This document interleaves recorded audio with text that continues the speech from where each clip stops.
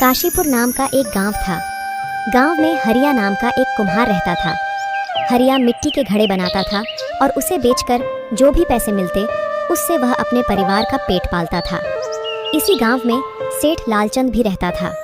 वह सेठ गांव के भोले भाले लोगों को थोड़ा सा कर्ज देकर उनसे ज्यादा ब्याज वसूल करता था। हरिया ने भी अपनी बेटी की शादी के लिए उससे कर्ज लिया था और घड़ों को बेचकर आए पैसों से वह सेठ से लिए कर्ज को धीरे धीरे उतार रहा था। लेकिन सेठ लालचंद की नीयत खराब थी। वह धीरे धीरे करके ब्याज की रकम को बढ़ाता जा रहा था। ऐसे ही एक दिन जब हरिया सेठ लालचंद को ब्याज की रकम देने जाता है। अरे ये क्या, बस 700 रुपए। हरिया, तुझे मुझसे कर्ज लिए 4 साल हो गए हैं। मैंने तुझे कहा था ना कि हर महीने ब्याज की रकम बराबर मुझे देते रहना, लेकिन तूने अभी बीते कुछ महीनों में मेरी बराबर रकम वापस नहीं की है। इसलिए अब मैं ब्याज की रकम को 4% बढ़ा रहा हूँ। पर सेठ जी, आपने अभी पिछले 2 महीने पहले ही तो 2% ब्याज बढ़ाया था। हाँ बढ़ाया था, लेकिन मुझे नहीं पता था कि तुम मेरे पैसे देने में इतना टाइम लगा देगा। इसलिए अब से ब्याज की रकम हर दूसरे महीने में बढ़ेगी। इस बार तो मैं ये 708 रुपये रख रहा हूँ, लेकिन अब से अगले महीने से तुझे हर महीने 900 रुपये मुझे देने होंगे। पर सेठ जी, ऐसे तो मेरे घर का खर्चा चलाना भी बहुत मुश्किल हो जाएगा। मैं बहुत मुश्किल से पैसे जोड़ जोड़ कर आपको देता हूँ। देख हरिया, ये सब मैं नहीं जानता 900 रुपये देने हैं, मतलब देने हैं, वरना तेरा जो घर है ना वह मुझे जबरदस्ती हथियाना पड़ेगा। या तो तू मुझे मेरे पैसे हर महीने देता रही हो या फिर अपना घर। ठीक है सेठ जी, मैं आपको हर महीने ब्याज की रकम देता रहूंगा, पर आप घर लेने की बात ना करें। एक ही तो छत है हमारे पास, अगर वह भी आप ले लेंगे तो हम कहाँ जाएंगे। हरिया चुपचाप घर वापस आ जाता है और घर आकर फिर से घड़े बनाने लगता है। तभी हरिया को परेशान देखकर उसकी माँ उससे पूछती है, क्या हुआ हरिया बेटा, तुम इतने परेशान क्यों दिख रहे हो? हरिया अपनी माँ को वह सारी बात बताता है जो लालचंद ने उससे कही थी। मैंने तुझसे पहले ही कहा था बेटा, यह लालचंद एक नंबर का लालची इंसान है, इससे कर्ज मत ले। पर तूने मेरी बात नहीं मानी। ये लालचंद बस गरीबों का खून चूसना जानता है। पर माँ, मैं उस समय करता भी तो क्या, बिटिया की शादी के लिए और किससे कर्ज मांगता। मेरे पास और कोई रास्ता ही नहीं था। अब मुझे और ज्यादा मेहनत करनी होगी, पहले से और अधिक घड़े बनाने होंगे, जिससे मैं ज्यादा से ज्यादा घड़े बेच सकूंगा। अच्छा माँ, सारे घड़े बन गए हैं तो मैं इसे यहाँ पर सूखने के लिए रख देता हूँ, और बाकी जो खड़े सूख गए हैं उसे मैं बाजार लेकर जा रहा हूँ। हरिया अपने बनाए हुए सारे घड़े लेकर बाजार चला जाता है और वहाँ पर घड़े बेचता है। सारे दिन मेहनत करके भी वह ज्यादा से ज्यादा 15 से 20 घड़े ही बना पाता था, और घड़ों को बेचकर जो पैसे आते थे वह अपनी माँ को जमा करने के लिए दे देता था। लेकिन अब सेठ के द्वारा ब्याज की रकम ज्यादा बढ़ा देने की वजह से हरिया को समस्या आ गई थी, क्योंकि हरिया की कमाई तो उतनी ही थी। अब हरिया दिन रात मेहनत करने लगा था।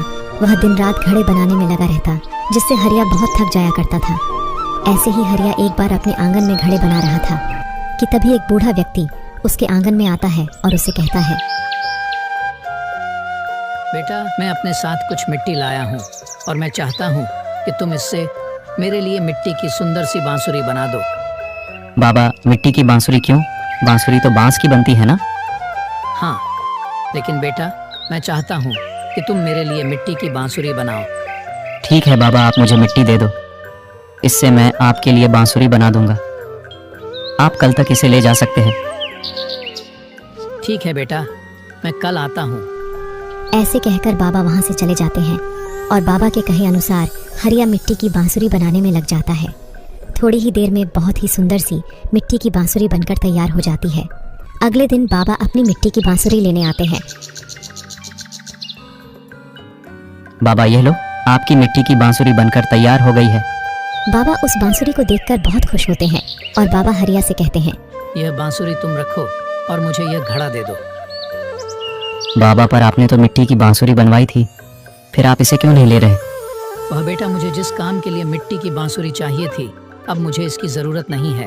मुझे इस मिट्टी के घड़े की जरूरत है, तो मुझे यह मिट्टी का घड़ा दे दो। हरिया बाबा को मिट्टी का घड़ा दे देता है और बांसुरी रख लेता है।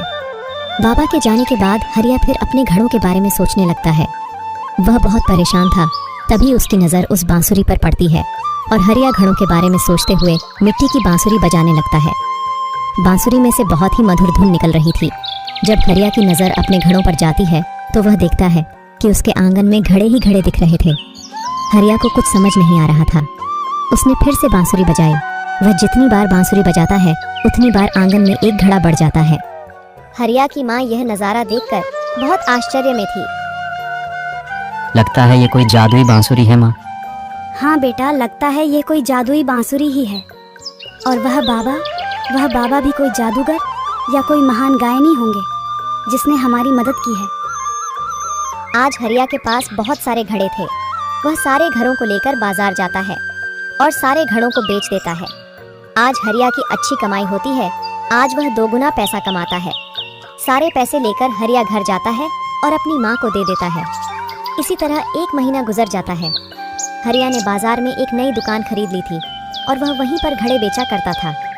हरिया के दुकान पर कई डिज़ाइन के अलग अलग घड़े थे, जिन्हें लेने के लिए लोगों की भीड़ हमेशा ही उसके दुकान पर लगी रहती थी।